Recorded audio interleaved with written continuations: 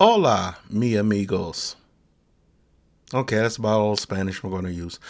Um, I think either I'm losing my mind with this downtime or I'm truly enjoying this. We'll let the psychiatrist tell me which is which. But people are watching these videos and they are fun to do to revisit some of the things I've written.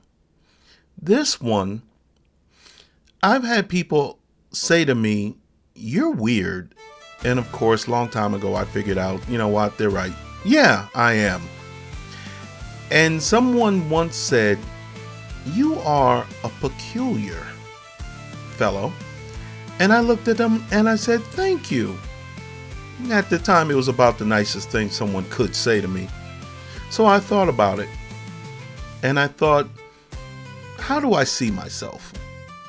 And then this came out of me. I present to you a peculiar fellow. Again, tonight the strange bard has come to the town, with a tale to tell, that some will hear, and few will understand. By the fire in the town square they gather, and he dances and skips in his tattered rags as he prepares to gift us with his peculiar tales. Tweedledum and Tweedledee, you are all a pleasure for me to see. Tweedledee and Tweedledum, it's always my gift to see ya. There are things that are said in a crowd or in a bed. There are acts that are done by a group or just one. But mostly, I am a peculiar fellow. Not one like me, not brown, white, or yellow. One known to write and you to read, with words on page to prove I bleed.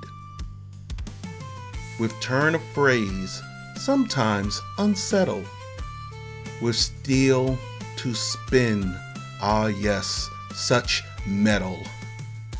I'm fit to write for king or queen, and all such lesser beings in between. But my favorite subject, don't let me start, will always be the matters of heart. Kings and queens have loved, no doubt.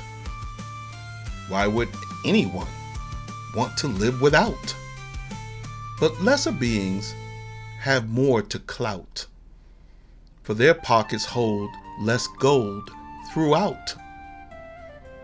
To bring your love, your heart, not riches. Although I was unlucky, mine were all just bitches. But that's the story to be left untold.